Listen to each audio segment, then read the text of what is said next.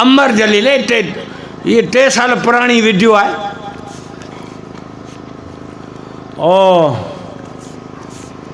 भाई कंहिंजी फिटे ये भी फिटी जा पार हमरा हिकिड़े वेठा होटल ते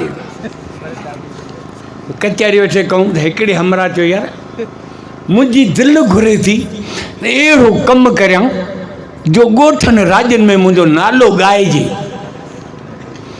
हाणे तूं मूंखे सलाह ॾे त आउं छा करियां त मुंहिंजो नालो ॻाइजे। की हाणे हीअं कढी सुबुह मां सवेर मायूं जेॾी महिल दिला मथे ते रखी खूह ते अचनि पाणी भरणु उन महिल तूं खूह जे कप ते वेही हंघिजई त टोरो वञी खूह में किरे।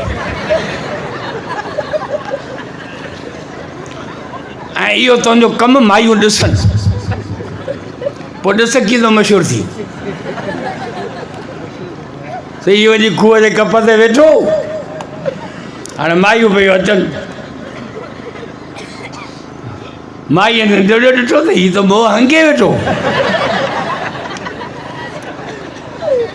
जे अचनि खूह ते मीज़ाइल जो लिंडाए थो पियो तरे खूह में। मायूं अची भॻियूं अदा मोह हंगी वियो ॾे कारो तुंहिंजो मोह ॾे सॼो खूह फिटाए वियो ॾे सॼो पाणी पलीत कर।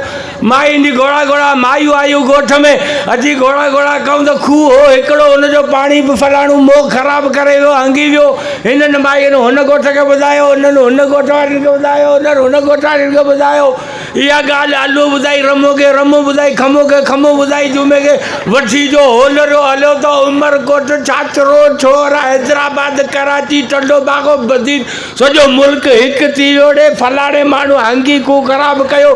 हाणे इहा ॻाल्हि होटलनि ते हली दुकाननि ते हली सम्झो हाणे हीउ वेठो आहे जे होटल ते या कचहरी पे हले उते वेठो आहे। हाणे माण्हू वॾो हरामियो वॾो कंजरो हंगी वियो हलियो हीउ वॾो ॾंद कढियो खिले वेठो बड़ा सलाह हिनारी लॻी कोन हाणे सभु मुंहिंजी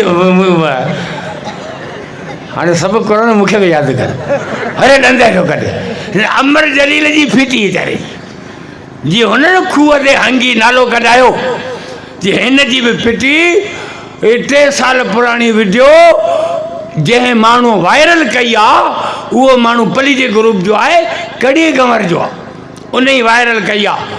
हाणे अहिड़ी हुनजी मिटी पलीत थी आहे एतिरियूं हुन ते लानतूं ऐं गारियूं वठियूं आहिनि जो आउं सम्झां थो त एतिरियूं गारियूं ऐं लानतूं फिरौन ऐं अबू जहल खे कोन मिलियूं जहिड़ियूं हिन कंजर खे मिलियूं आहिनि।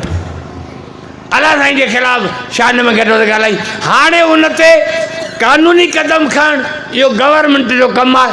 आलिम सगोरा लॻा पिया आहिनि राशिद महमूद वारा ॿिया मुराद अली शाह साईं राब्ते में आहिनि त हिन ते FIR कटी वञे इनखे गिरफ़्तार कयो वञे। बाक़ी तो मूं जहिड़ा जिन जे हथ में मोबाइल आहे जेको तो फोटो ॾिसे थो हेठां तो लानत लिखे जेकॾहिं इहो माण्हू किथे लिकल आहे पर जेकॾहिं न कंहिं वर चढ़ी वियो कंहिं मुजाहिद जे के दुकान ते के मार्केट में के बाज़ार में के मुजाहिद जे वर चढ़ी वियो न त इंशा अल्लाह ताला हेठां मथां हुनजे दुहण करंदा। हा अल्लाह जे शान में गुस्ताखी करण का मामूली ॻाल्हि कान्हे का इहा असांजे ईमान जो मसलो आहे हीउ तौहीद जो मसलो आहे अल्लाह जे इज़त जो मसलो आहे। मुस्लमान हुन ते पंहिंजा जान जा नज़राना बि ॾियण लाइ तयारु थी वेंदा।